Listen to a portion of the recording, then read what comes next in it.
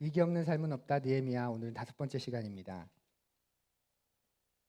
한 기사가 그 눈길을 끌었던 적이 있는데요.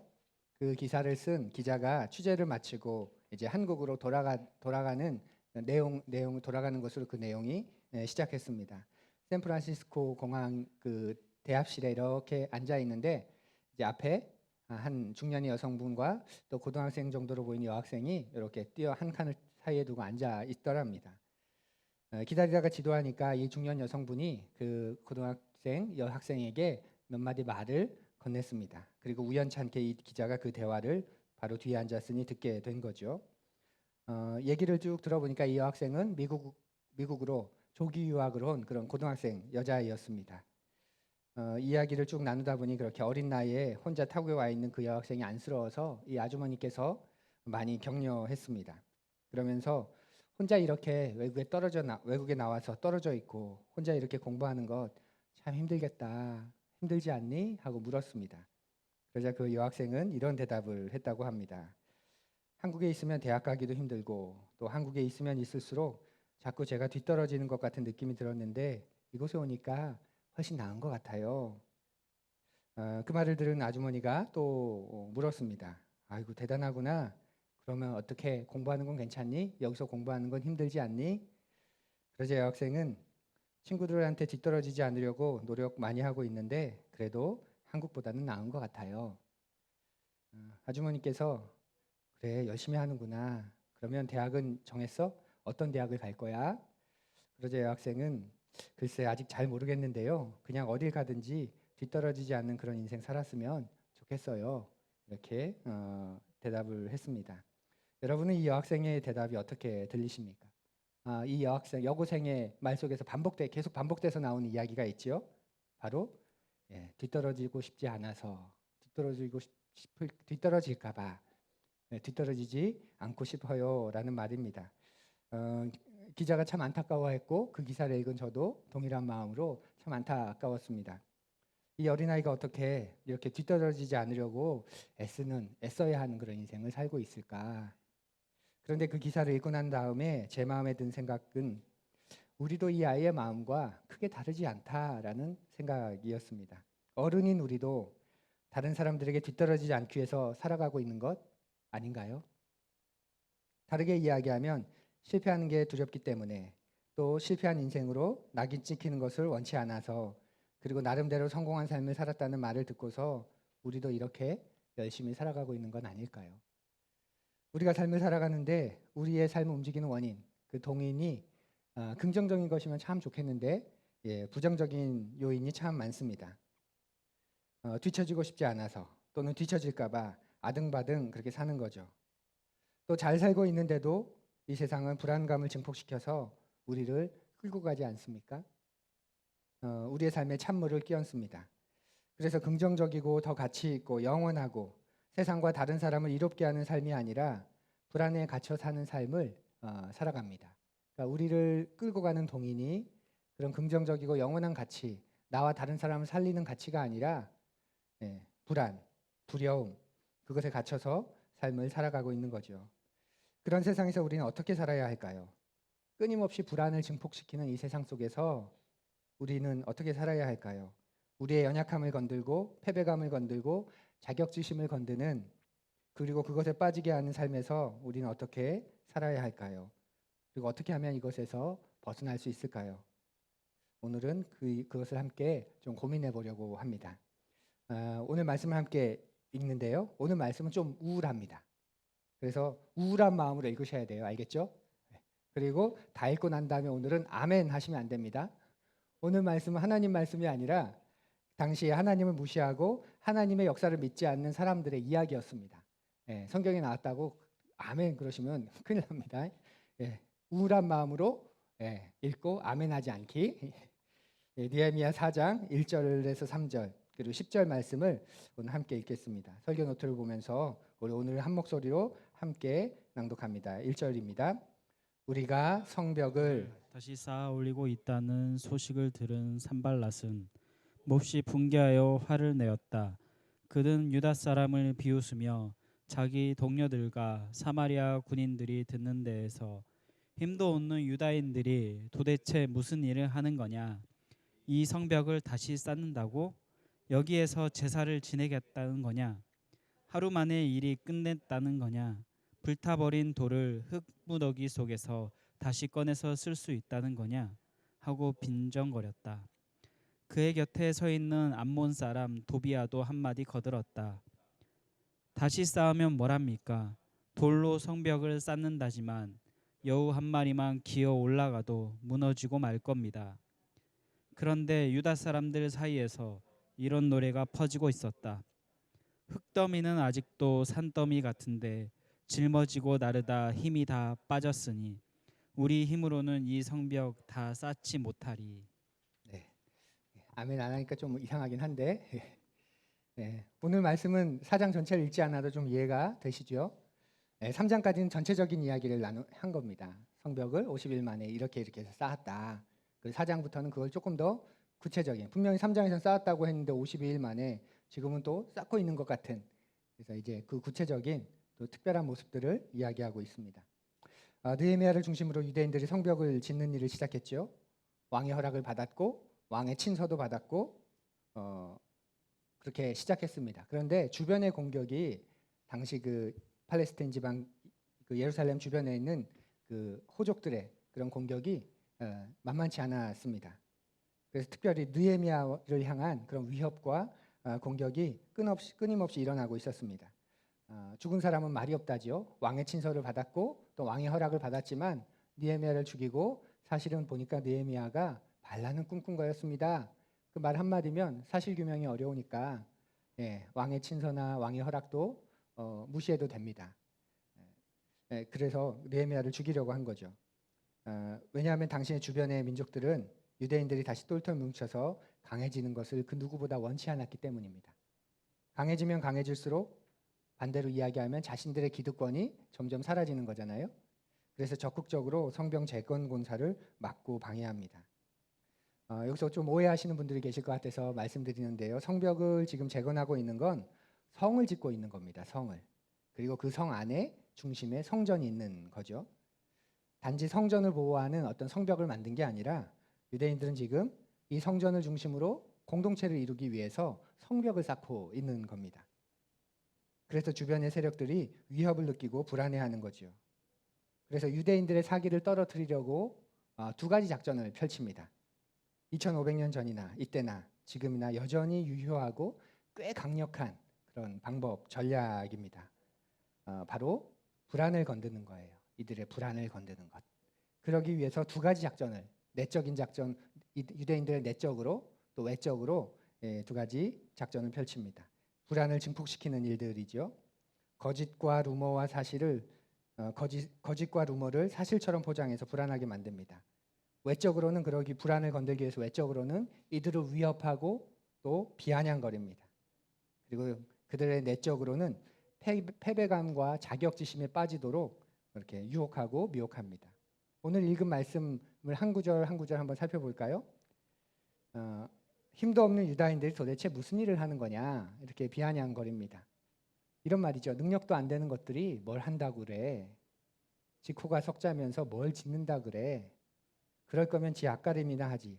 너희들이 성을 짓는다고? 야 지나가는 개가 웃겠다. 이런 비아냥입니다. 그리고 이 성벽을 다시 쌓는다고? 성벽을 쌓는다는 건 어마어마한 일이죠. 너 같은 게 이런 일을 한다고? 너희들이 이런 엄청난 일을 한다고? 야, 네 주제를 알아라. 이건 니네가 할 수 있는 일이 아니야. 그냥 곱게 살아.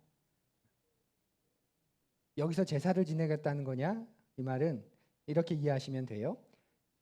그래, 그거 앞에 놓고 기도하고 뭐 제사 지내고 예배한다고 성벽이 쌓아져? 야, 그거 능력이 있어야 되는 건데 백날 그렇게 기도만 해봐라. 백날 그렇게 예배만 해봐라. 그게 되나? 야, 성경 읽는다고 뭐 예배한다고 밥이 나와 쌀이 나와. 그런 비아냥입니다. 뭐라도 좀 해놓고 뭐 기도한다고 하고 예배한다고 하지. 다 무너져 있는 거 뭐 말만 해놓고 거기서 예배한다고 그게 쌓아지겠어? 이런 거죠. 또 하루 만에 일을 끝낸다는 거냐 하며 또 비아냥거립니다. 하루 이틀 사이에 끝낼 일이 아닌데 마치 너희들을 보니까 곧 끝낼 것처럼 그런 기대감에 부풀어 있는데 꿈 깨라 그런 말이겠지요. 능력도 안 되면서 말만 거창하고 꿈만 거창하고 그런 말은 누가 못해? 그런 말은 나도 할 수 있어. 성벽 재건 바라지도 않으니까 너희들 가족들이나 굶기지 마. 너희들이나 똑바로 살아. 이런 말일 겁니다. 불타버린 돌 흙무더기 속에서 다시 꺼내서 쓸 수 있다는 거냐? 이 말은 하려면 좀 제대로 하지. 그 무너진 거 다시 끌어다가 그거 다시 이렇게 해가 변변히 재료도 없어서 변변히 뭐 그것도 없어서 고작 한다는 게 그거 다시 재활용한다고 말도 안 되는. 그러면 똑바로 바로 무너질 거야. 아무 소용 없는 거야. 참 어리석구나. 그런 비아냥입니다. 계속 불안을 건드는 거죠. 패배감을 건들고 자격지심을 건들고 열등의식을 건듭니다. 그러고서는 최후의 일격을 날립니다. 여우 한 마리만 올라가도 야 무너질 거다. 네. 지금 성벽이 없으니 동물들이 왔다 갔다 들락날락 거렸겠죠. 그 동물들 가운데 가장 작은 것 중에 하나가 여우겠죠. 그 여우가 한 마리 올라가도 그 다 무너질 건데 참 너희들 어리석구나 이런 말입니다. 원래 느헤미야 4장을 쭉 준비하다가 원래는 다른 설교개혁 다른 주제였는데요. 느헤미야서를 쭉 4장을 읽다가 한 표현이 저에게 많이 꽂혔습니다. 그래서 좀 주제를 바꾸게 됐습니다. 바로 이 표현입니다. 여우 한 마리만 올라가도 무너지고 말 거야. 예, 저한테 하는 말 같아가지고 너가 뭘 한다고? 야, 여우 한 마리만 올라가도 무너질 거야. 그래서 이 말이 저에게 되게 좀 많이 주목되고 눈이 많이 갔습니다. 그래서 용어 하나를 만들어봤어요. 여우 콤플렉스라고. 이 당시에 이렇게 여우 콤플렉스를 건드는 이런 불안을 조장하는 건드는 그 이방 이민족들의 말, 이 적대 세력들의 말이 이스라엘의 그 유대인들에게 먹혔을까요? 먹히지 않았을까요? 네, 먹혔죠. 성벽을 재건하던 유대인들이 이 말에 흔들립니다. 불안해합니다. 그리고 두려워합니다. 내적으로는 패배감에 휩싸이고 또 자격지심에 사로잡힙니다. 그래서 그런 노래를 불렀다고 10절에 나오죠. 네, 흙더미는 아직도 산더미 같은데 짊어지고 나르다 힘이 다 빠졌으니 우리 힘으로는 이 성벽 다 쌓지 못하리. 성벽은 지으면서도 우리가 3장까지는 볼 수 없었던 그런 3장까지는 되게 아름다웠잖아요. 그 다음은 하면서 막 열심히 불탄 사람도 있었고 아들이 없으면 우린 딸과 함께 하겠다. 막 그랬는데 알고 보니 이런 가슴 아픈 인간의 그런 모습들이 적나라하게 드러나는 우리와 똑같은 그런 사람들이었습니다.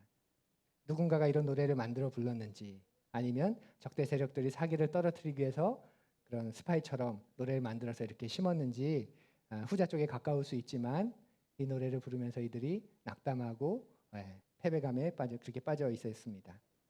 그럼 그렇지 내가 뭘 한다고 내가 한다고 되겠어? 난 늘 안 됐어. 나는 해도 안 될 거야. 나는 늘 되는 게 없어. 나는 별 수 없어.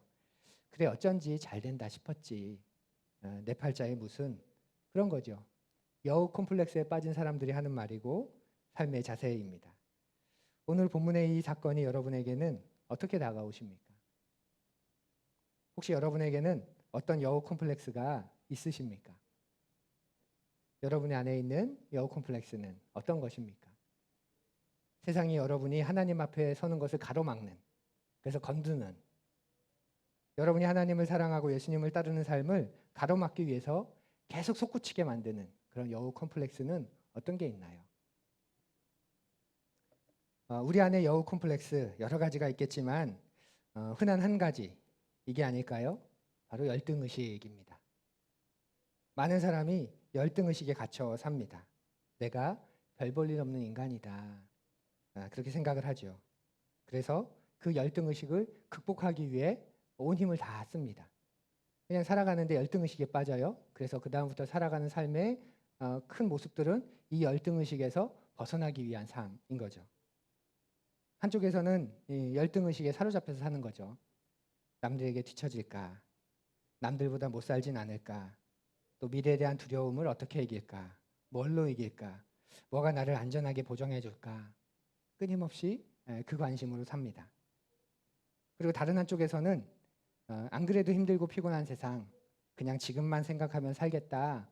그렇게 선택합니다. 열등의식을 벗어나고는 싶은데 이렇게 적극적으로 그걸 벗어나기 위해서 뭔가를 하기에는 힘이 드니까, 그리고 불가능할 것 같으니까 한편에서는 그냥 다 잊어버리고 다 포기하고 그냥 지금만 즐기면서 살래 하는 거죠. 미래에 대한 불확실한 것들을 다 제거하고 결혼 아니야, 출산 필요 없어. 그냥 지금이라는 시간을 어떻게 하면 더 재미있게 보낼까? 어떻게 하면 더 신나게 살까? 그걸 중요하게 여기며 삽니다. 성경이 말하는 지금을 소중하게 여기는 것, 일상을 소중하게 여기는 것하고는 다른 개념이죠.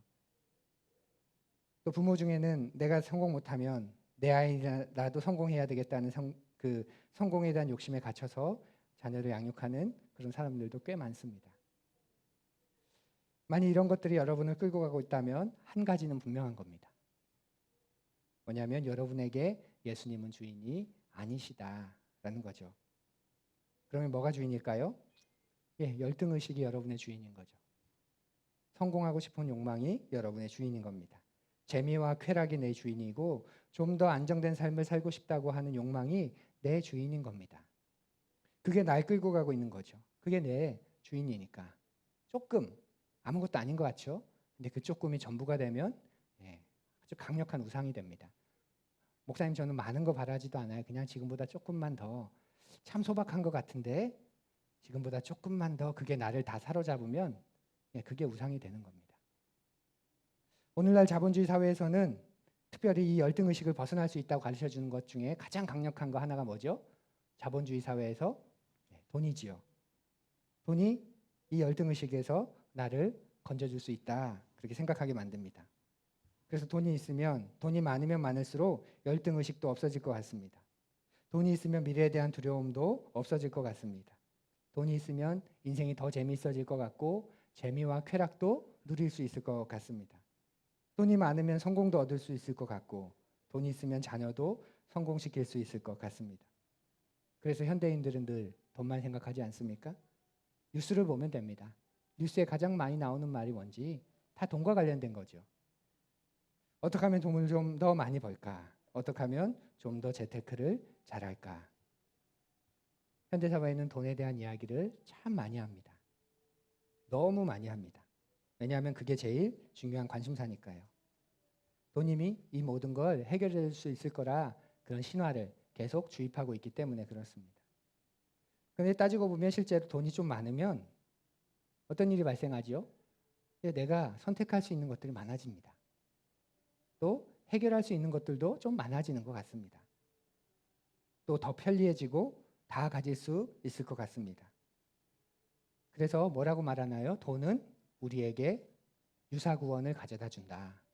우리를 구원할 수는 없는데 그 구원 비스무리한 그런 경험, 유사구원이라고 표현하죠. 마치 사이비처럼 그런 사이비 구원을 경험할 수 있도록 가져다 준다고 말합니다. 여기에 속임수가 있는 거죠. 구원을 가져다 주는 게 아니라 유사구원을 가져다 줄 뿐입니다. 여러분이 좀 정직하게 한번 생각해 보시면 좋겠어요. 정직하게. 우리 삶에 있어서 진정한 것, 어떤 것도 돈이 가져다 주지 못하지요. 그렇죠? 아니라고 생각하시는데 정직하게 한번 생각해 보십시오. 우리 삶의 진정한 것들은 돈이 가져다 주지 못합니다. 단 하나도. 돈이 필요 없다는 얘기가 아니라 돈이 필요 없는 거면 저는 주중에 일 안 할 겁니다. 남을 먹고 살 겁니다. 그죠? 남을 먹고 살면서 핵심은 돈은 부수적인 거라는 겁니다. 돈이 전부가 되는 순간, 돈이 전부라고 여기는 순간 돈이 노예가 되는 거죠. 생각해 보십시오. 진정한 부부의 사랑을 돈이 가져다 준 적이 있습니까? 여러분의 경우에서 한번 떠올려 보십시오. 여러분의 경우에서 돈이 진정한 부부의 사랑을 가져다 준 적이 있습니까? 여러분이 여러분의 배우자와의 정말 깊이 있는, 정말 친밀한, 매우 투명하고 정말 사랑하는 관계가 돈으로 가져다 지셨던 적이 있습니까? 돈이 있으면 부부관계가 이상이 없나요? 돈이 있으면 부부관계가 보장이 되나요? 정직하게, 내 느낌 말고 정직하게 한번 여러분의 이성을 가지고 생각해 보십시오. 돈이 있으면 자녀를 유명 대학 보낼 수 있을 것 같고 해외 유학까지도 보낼 수 있을지는 모릅니다. 그런데 돈으로 아이에게 참된 교육을 시킬 수 있나요? 아이들이 정말 멋지고 또 제대로 살 수 있게 그렇게 돈으로 교육시킬 수 있나요? 몸이 건강한 것도 돈이 있으면 좀 되는 것 같지요? 그런데 돈으로 전 인격적인 건강을 유지할 수 있나요? 몸은 건강하지만 마음이 건강하지 못한 사람들이 얼마나 많습니까? 그게 돈으로 해결되나요? 또 돈이 있으면 친구들이랑 돌아다닐 수 있을지는 모르지만 돈으로 진정한 우정을 살 수 있습니까? 돈으로 진짜 할 수 있는 게 그렇게 많지 않습니다.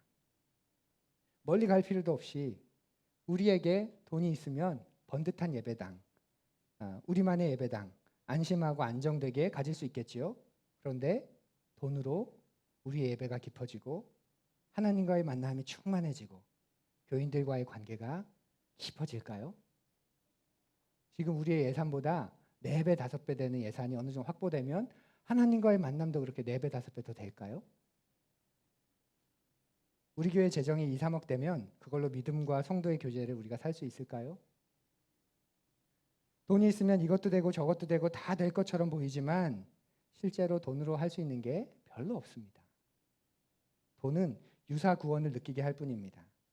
그런데 왜 우리는 돈을 그렇게 많이 생각하며 살까요? 왜 돈에 사로잡혀 살까요? 자본주의 사회 속에서 돈의 노예가 된 사람들이 너무나도 많습니다. 교회에서도 돈 얘기하면 다 움찔움찔합니다. 긴장합니다. 옆집에서 이사 가면 저 사람 도대체 돈을 뭐 하면서 벌었길래 이렇게 어려운 시절에 저렇게 넓은 데로 이사 갈까? 누가 새 차를 사면 요즘 같은 세상에 저렇게 좋은 차를 바꾸네. 돈 좀 많이 버나 보다. 사람마다 다 각자 자기 인생을 사는 건데 돈과 관련된 어떤 일만 나오면 전부 다 긴장하고 예민해집니다. 왜 우리는 하나님께서 주시는 놀라운 그런 평안함 가운데 평안함의 삶을 의연하게 걸어가지 못하는 걸까요? 하나님이 없는 사람과 똑같이 전전긍긍하고 아등바등하고 똑같이 슬퍼하고 똑같이 어려워하는 걸까요? 원론적인 답을 드려 죄송합니다. 예수님이 주인이지 않기 때문이죠. 다른 것들이 주인이어서 그렇죠. 그러면 어떻게 해야 되죠? 예수님이 주인이 아니고 다른 게 주인이구나. 다시 바꿔야지. 예수님이 주인입니다. 그렇게 되면 해결될까요? 그냥 잊지 않으면 이제부터 잊고 살아야지. 돈 잊고 살아야지. 그러면 해결될까요? 그렇게 되지 않겠지요. 내버려 두면 더 불행해질 겁니다. 우리를 쥐락펴락할 겁니다. 그러니 우리도 싸움을 걸어야 할 겁니다. 어떻게 이 여우 콤플렉스에 우리는 싸움을 걸까요?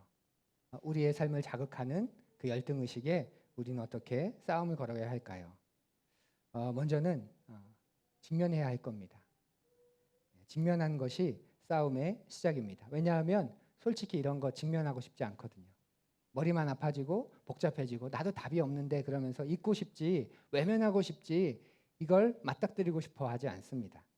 그냥 묻어버리고 싶고 신경 쓰기 싫습니다. 다 이렇게 사는데 그런 마음으로 애써 고민하고 싶지 않습니다. 많은 에너지가 들어가기 때문이죠. 그런데 직면해야 합니다. 바르게 보고 바르게 느껴야 하는 거죠. 예수님이 지금 주인이 아니고 다른 어떤 것에 내가 끌려가고 있는지를 내가 바르게 보아야 합니다. 자신의 병을 인정하지 않는, 자신의 증상을 위급하게 인정하지 않는 환자에게 의사가 할 수 있는 것, 아무것도 없다는 것 우리가 많이 알고 있죠. 내가 내 병을 심각하게 여기지 않는데, 내가 내 모습을 진지하게 받아들이지 않는데 아무리 병이라고 해도 그가 내리는 처방과 방법들이 어떤 역할이 있겠습니까? 의사가 뭘 알아? 내 몸은 내가 더 잘 알아. 그러면서 위험한 순간을 맞이하는 사람들도 꽤 많습니다. 그러니 직면해야 합니다. 물어야 합니다. 예수님께서 내 인생을 이끌어 가시는데 왜 내 속에는 평안이 없을까? 왜 나는 이렇게 늘 아등바등하며 살까? 왜 진짜 기쁨이 없을까? 왜 내가 그걸 느낀 지 오래가 될까? 오래되었을까? 그게 직면하는 거죠. 사랑하는 푸른이 여러분, 한번 직면해 보십시오. 예수님께서 여러분의 인생을 이끌어 가시는데 속에 평안과 기쁨이 있으십니까? 최근에 그 기쁨을 누렸던 적은 언제입니까? 혹 그 시간이 참 오래된 것 같다 그런 마음이 드십니까? 그러면 이상하다고 여기셔야 됩니다. 이상하다. 내가 참 이상하다. 예수님이 내 인생을 이끌어 가는데 왜 평안과 기쁨이 참 오랫동안 없었지? 하고 이상하게 여겨야 합니다. 여러분이 집에 들어가는데 행복하지 않다고 생각해 보십시오. 교회를 나오는데 기대감도 없고 기쁨도 없다 생각해 보십시오. 그럼 어떻게 하실 겁니까? 예, 바르게 보려고 하겠죠. 왜 그럴까? 뭐 때문에 그럴까? 마찬가지입니다. 그리고 그렇게 직면하면 알게 됩니다. 예수님이 내 인생의 주인이신데 내가 다른 것에 끌려가고 있었구나. 지금도 다른 것에 끌려가고 있구나. 지금처럼 이렇게 말씀을 들으면서 그런 것들을 직면하는 거죠. 우리가 성경을 읽는 이유가 무엇입니까? 성경은 우리로 하여금 나를 직면하게 해주는 거울입니다. 그래서 성경을 읽다 보면 거울로 나를 살피는 것처럼 성경 속에서 나의 모습이 비춰집니다. 내 삶이 어디에서 엇나갔는지, 내가 무엇을 잘못하고 있는지, 내가 뭘 놓쳤는지, 내가 어디에 속고 있는지를 보여줍니다. 내가 하나님의 진리에 얼마나 못 미쳐 있는지 성경은 우리에게 가르쳐 줍니다. 거듭의 기도에서 여러분의 그런 직면, 그렇게 비춰보는 고백을 많이 보게 되는 것, 목사로서 참 행복합니다. 크게 뭐 범주화하면 이런 고백들이 여러분의 거듭의 기도에 많습니다. 주님의 말씀을 만나고 그 앞에서 나를 직면해 보니 내가 주님을 많이 사랑하지 않는다는 것 알게 됩니다. 제가 하나님을 사랑하는 게 아니었습니다. 저는 제의 편안함을 추구하며 사는 사람이었습니다.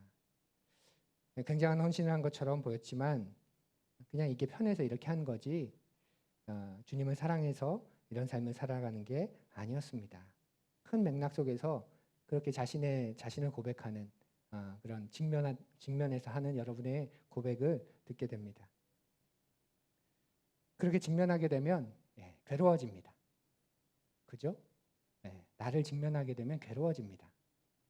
그리고 애통하게 되고 슬퍼하게 됩니다. 그래서 예수님께서도 팔복에서 애통하는 자는 복이 있나니 슬퍼하는 자는 복이 있나니 그렇게 말씀하셨나 봅니다. 오늘날의 기독교가 너무 가벼워졌다고 얘기 많이 하죠. 그 가운데 하나가 이런 게 아닐까요? 애통함이 없이 그냥 교회 다니는 사람들이 많습니다. 우리가 내면적인 성찰을 하고 직면하면 반드시 슬퍼하는 지점을 만나게 된다는 걸 기억하십시오. 특별히 고난주간의 가치가 거기에 있다고 생각합니다. 1년 365일 부활하신 주님과 동행하는 다 기쁘고 행복한 날이지만 적어도 사순절 그 가운데 40일만큼은 특별히 그 가운데 한 주간만큼은 슬퍼해야 하고 애통해야 하는 나를 위해 주님께서 실제로 이런 일을 행하신 날이기 때문에 다른 것은 몰라도 그날만큼은 내가 내 삶을 절제하고 겸비하고 겸손하게 하고 내가 주님 앞에 무릎 꿇는 그런 시간이 사순절에 특별히 고난주간의 가치이죠. 그렇게 슬퍼하게 되면 하나님은 우리를 기도하는 자리로 이끄십니다. 우리의 여우 컴플렉스와 싸움을 거는 두 번째 방법은 직면하고 그 슬픔 속에서 기도하는 삶으로 나아가는 거죠. 우리 안에 있는 여우 컴플렉스를 이기기 위해선 예수님이 아닌 다른 것을 따르는 내 모습을 슬퍼하고 그것을 가지고 하나님께 기도해야 됩니다. 근데 이때 기도는 그냥 수량적인 기도, 물량으로서의 기도 이제부터는 기도 많이 해야지 그런 많이의 기도가 아니라 낮아짐의 기도에 가깝겠죠. 내 모습에 애통하고 슬퍼졌습니다. 그 무너진 마음으로 진실되게 낮아져서 기도하는 거죠. 그 낮아짐이 없으면 기도를 아무리 많이 해도 참된 영성이 형성될 수가 없습니다. 왜냐하면 그냥 껍데기만 가지고 나아가기 때문에 그렇습니다. 자기의 내면을 가지고 무너진 내면과 그 슬픔과 애통함을 가지고 하나님 앞에 나아가 기도하는 게 아니라 껍데기를 가지고 나가서 가면을 쓰고 기도하는 것이기 때문에 그렇습니다. 그러니 그런 경험 없으세요? 기도 많이 하시는 분이 도전이 되고 감격이 되는 것보다 무서운 경험 없으십니까? 기도 많이 하는 권사님 진짜 무섭습니다. 기도원 갔다 오신 교인들 정말 무섭습니다. 40일 금식 정도 했다. 그죠? 둘 중에 하나가 이제 죽어야죠. 그분이 죽던가 내가 죽던가. 낮아짐의 기도는 이런 것일 겁니다. 하나님, 아버지께서 저를 돌봐주시지 않으면 저는 할 말이 없습니다. 주님께서 저를 버리셔도 저는 할 말이 없습니다. 제가 드릴 수 있는 말 염치 없지만 저를 불쌍히 여겨주십시오. 저를 긍휼히 여겨주십시오. 하나님의 그 자비하심으로 다시 한번 제게를 기회를 더 주십시오. 강하게 요청도 못합니다. 내 모습이 너무 적나라하게 보여서 그냥 통곡하면서 낮아져 있기만 할 때도 있습니다. 그것이 우리 안에 있는 여우 컴플렉스를 싸움 거는 두 번째 모습입니다. 그리고 그 낮아짐의 순간 속에 이제 우리는 성령님을 의지하기 시작하죠. 우리 로마서 말씀을 함께 읽어볼까요? 앞을 보면 있습니다. 안 적어놨네요. 예, 한번 들어보십시오. 여러분이 육신을 따라 살면 죽을 것입니다. 그러나 여러분이 성령으로 몸의 행실을 죽이면 살 것입니다. 하나님의 영으로 인도함을 받는 사람은 누구나 다 하나님의 자녀입니다. 사랑하는 푸른 여러분, 우리가 육신을 따라 살면 죽을 겁니다. 그러나 우리가 성령으로 몸의 행실을 죽이면 산다고 말합니다. 그래서 하나님의 영으로 인도함을 받는 사람은 누구나 하나님의 자녀라고 증언합니다. 그 하나님의 자녀가 된 사람들에게 나타난 특별한 현상, 바로 성령님께서 그들 한가운데 와 계신 거죠. 성령님께서 그들 가운데 오시고 성령님께서 그들 가운데 계십니다. 그러니 사랑하는 푸른 여러분, 기뻐하십시오. 여러분이 참된 그리스도인이라면 여러분 속에 성령님이 계십니다. 그러니 안심하십시오. 여러분이 참된 그리스도인이라면 그 성령님께서 여러분 스스로를 하나님 앞에서 보게 도와주시고 만들어주실 겁니다. 직면하게 도와주시고 그 속에서 낮아지게 하시는데 낮아지고 끝나지 않고 낮아진 그 삶의 자리에 성령님을 붙들도록 도와주십니다. 왜냐하면 성령님이야말로 말할 수 없는 탄식으로 우리를 위해 기도하시는 분이기 때문이지요. 성령님은 우리가 부리는 영이 아니죠. 네. 마치 성령님이 인간이 부리는 영처럼 되어버렸는데 아닙니다. 정직하게 말하면 우리가 성령님을 부리는 게 아니라 성령님께서 우리를 부리셔야 합니다. 근데 워낙 인격적인 분이신지라 우리를 부리지 않습니다. 우리를 인격적으로 대화하십니다. 그래서 우리가 인격적인 동의를 할 때만 우리를 인도하십니다. 그게 성령님의 특징입니다. 우리를 마음대로 좌지우지하지 않으십니다. 그래서 인격적으로 그분을 의지하는 자들에게 성령님께서는 기꺼이 기뻐하시면서 그들을 이끌고 가십니다. 우리가 살고 있는 시대를 위기의 시대라고 말하지요. 경제가 위기죠, 지금. 그렇죠? 또 정치가 위기지요. 국제 질서가 위기이고 이 지구의 생태계가 걷잡을 수 없이 망가져가고 있는 위기이고 환경과 기후가 위기이고 또 공교육이 위기라고 말하지요. 또 인간의 건강이 수명은 늘었지만 건강은 너무나도 망가진 위기입니다. 가족관계도 위기이고 가정도 깨어질 대로 깨어지는 전통적인 가정 구조가 해체되는 그런 위기입니다. 오만 대다가 다 위기라고 말합니다. 끊임없이 그렇게 불안을 자극하고 그런 패배의식과 열등감을 자극하고 그냥 따라만 오라고. 니까짓 게 뭘 한다고. 그거 해봐도 되겠어? 그냥 내가 가르쳐주는 대로 세상에 제시하는 대로 따라만 오라고 그렇게 말합니다. 그런 세상 속에서 정말 위기는 무엇일까요? 여러분들의 인생에 있어서 진짜 위기는 뭐라고 생각하십니까? 여우 컴플렉스와 열등의식이 나타내듯이 우리가 모조품에 속으며 살아가는 것, 진짜 구원이 아니라 유사 구원에 속으며 살아가는 것, 그것이 위기입니다. 우리에게 생명을 줄 수도 없는, 우리에게 의미를 줄 수도 없는, 우리에게 진정한 자유를 줄 수도 없는 그 어떤 것들을 우리가 쫓아가고 있는 것, 그것이 진짜 인생의 위기가 아닐까요?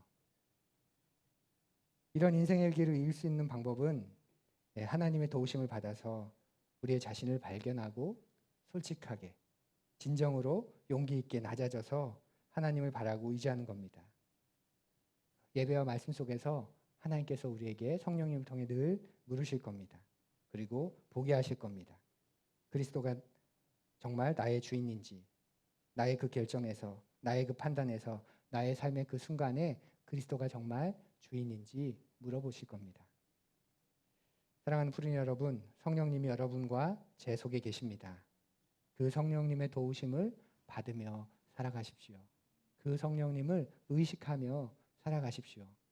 처음에는 내가 허공에다가 말하는 것 같고 허공에다 외치는 것 같더라도 내 영이 민감해질 때까지 계속 연습하시고 계속 훈련하십시오. 그렇게 영성은 키워나가는 겁니다. 성령님이 계시다는데, 날 도우신다는데, 내 안에 계신다는데 성령님 해도 아무런 뭐가 없는 것 같은데 우리가 그 시간들을 통해서 예민해지고 민감해져서 그분을 더 깊이 따라가는 거죠. 그러니 여러분 안에 계신 또 여러분을 위해 말할 수 없는 탄식으로 도우시는 그 성령님을 인격적으로 요청하시고 부르시기 바랍니다. 그러면 내가 누군지 점점 알아가게 되고 알아가면 알아갈수록 낮아지게 되고 그러면서 그 낮아짐 때문에 무너지는 게 아니라 기도하게 되실 겁니다. 세상은 우리를 낮아지게 만들어서 무너뜨리고 따라오라고 하지만 하나님은 우리를 낮아지게 하셔서 무너뜨리는 게 아니라 기도하게 하시며 세워주십니다. 그러면 여러분의 구체적인 삶의 그 현장에서 삶은 변화되기 시작할 것이고 여러분 안에 있는 그 적에게 무릎 꿇지 않고 오히려 승리하는 멋진 경험을 해나가게 되실 겁니다. 그래서 우리가 그토록 갈구하는 가장 가치 있는, 가장 의미 있는, 가장 충만한 인생을 살게 되실 겁니다. 우리가 서로가 그 증거이자 증인이 되기를 간절히 바랍니다. 여러분 안에 있는 그 여우 컴플렉스에 니까짓 게 뭘 한다고 그걸 되겠어? 여우 한 마리만 올라가도 무너질 만한데 네 앞가림이나 잘해.